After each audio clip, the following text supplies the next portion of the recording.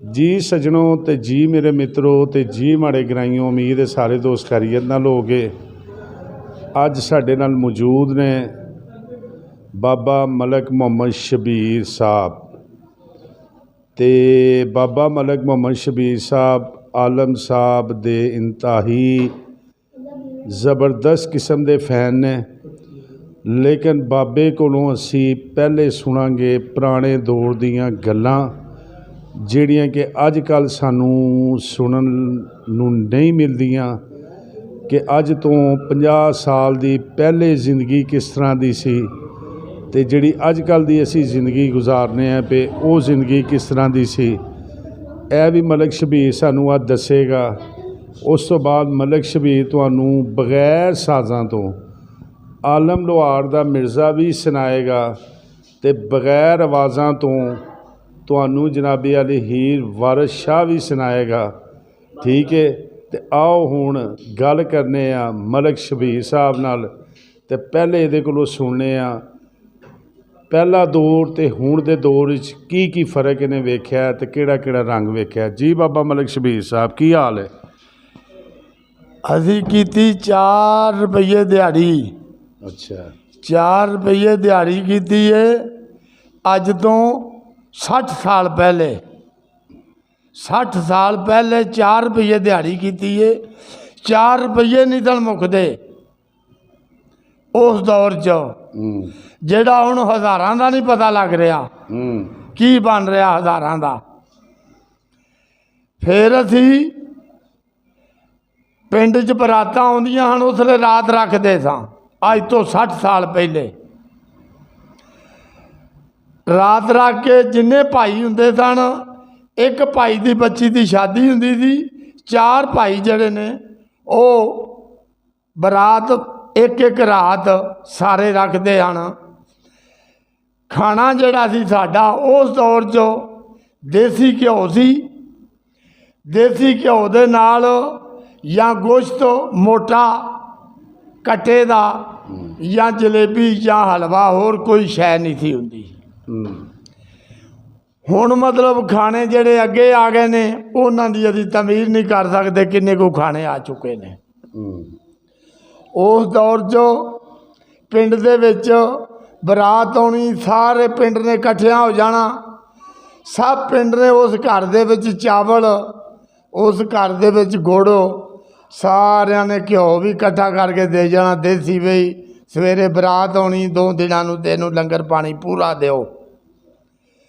असां लंगर पानी इकट्ठा करके विआह लोकां ने कर जाने, आंढियां गुआंढियां ने। नहीं, ब्याह तो इलावा जिहड़ी रोज़मर्रा की जिंदगी सी ना, वो किद्दां गुजारदे सी? यानी कि कमाई दा की सी, काम दा की सी, एहदा दसो।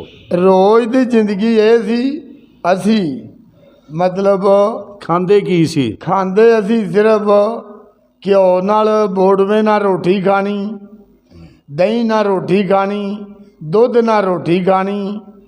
असां मतलब ये वे सालन जड़ा सी इहदे अल कदी ख्याल ही नहीं कीता। किरे को टिंडा कद्दू हुंदा सी, पका के खा लीदा सी, नहीं तो कोई सब्जी नहीं सी हुंदी। होर टिंडा ते कद्दू ही हुंदा ही साडे सीजन च। अगे दौर इवें दा आ गया, हुण 12 महीने हर सब्जी आ रही है। ਇਹਦੀ तमीर को नहीं पता नहीं लगता किधरों आ रही है, किमें बन के आ रही है। उदों 6 महीने बाद सब्जी आउंदी सी, साल बाद सब्जी का टाइम आउंदा ही, उसका नहीं तो अगे पिछे हुंदी नहीं थी। जिहड़ी हुण लोकी करी आउंदे ने ते लोकी बना के खाई आउंदे ने। बीमारियां ज़्यादा फैल गईयां ने, लोगों नूं पता नहीं लग रहा कि साडे नाल की हो रहा है। अच्छा, हुण ये दसो कि तुसीं ये जिहड़े मेले ठेले सी, पूरा साल काम काज करते सी, ते मेलियां दी गल दसो। साल असी पूरा काम करके मेलियां ते जाना।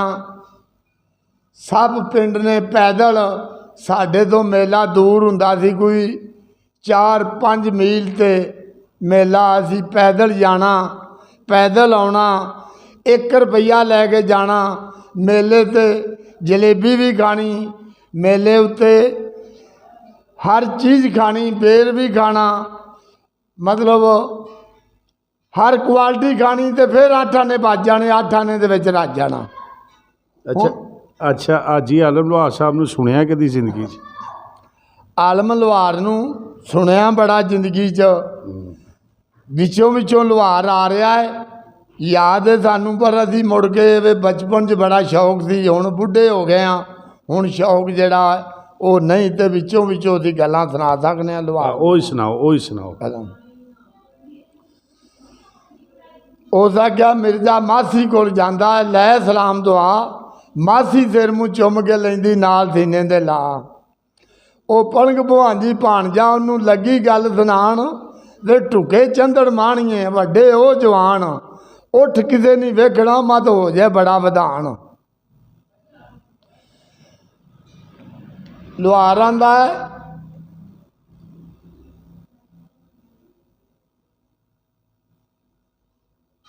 ਅਗਲੀ ਗੱਲ ਮੈਂ ਕਰਾਂ ਜਰਾ, ਆਂਦਾ ਮਿਰਜ਼ਾ ਚਲੋ ਜੀ ਬਾਬਾ ਜੀ ਕੋਈ ਨਹੀਂ, ਤੁਸੀਂ ਭੁੱਲ ਗਏ ਹੋ। ਮਤਲਬ ਹੁਣ ਤੁਸੀਂ ਨਾ ਇੱਕ ਗੱਲ ਸੁਣੋ, ਹਾਂ ਉਹ ਬੰਦਾ ਘਬਰਾ ਜਾਂਦਾ ਥੋੜਾ ਜਿਹਾ, ਗੱਲ ਤੁਸੀਂ ਦੱਸਣ ਲੱਗਿਆ। ਹੁਣ ਸਾਨੂੰ ਜਿਹੜਾ ਵਾਕਿਆ ਤੁਸੀਂ ਸੁਣਾਉਣਾ ਹੈ ਨਾ, ਹਾਂ ਉਹ ਇਹ ਸੁਣਾਉਣਾ ਹੈ ਕਿ ਜਦੋਂ ਹਾਜੀ ਆਲਮ ਲੋਹਾਰ ਸਾਹਿਬ ਨੂੰ ਤੁਸੀਂ ਸੁਣਨਗੇ, ਹਾਂ ਉਹ ਵਾਕਿਆ ਸਾਨੂੰ ਦੱਸੋ ਜਿਹੜਾ ਤੁਸੀਂ ਦੱਸਿਆ ਕਿ ਮੈਂ ਹਾਜੀ ਆਲਮ ਲੋਹਾਰ ਸਾਹਿਬ ਨੂੰ ਵੇਖਣ ਗਿਆ ਤੇ ਉੱਥੇ ਕੀ ਹੋਇਆ, ਉਹ ਦੱਸਣਾ ਹੈ।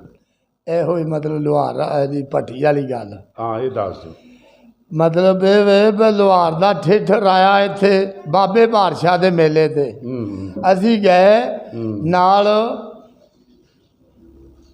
ਨੈਸਨ ਭੱਟੀ ਦਾ ਵੀ ਠੇਠਰ ਲੱਗਾ ਨਾਲ, ਉੱਥੇ ਵੀ ਆਦਮੀ ਇੱਧਰ ਵੀ ਆਦਮੀ, ਮੁਕਾਬਲਾ ਬੜਾ ਸਖਤ ਹੋ ਗਿਆ।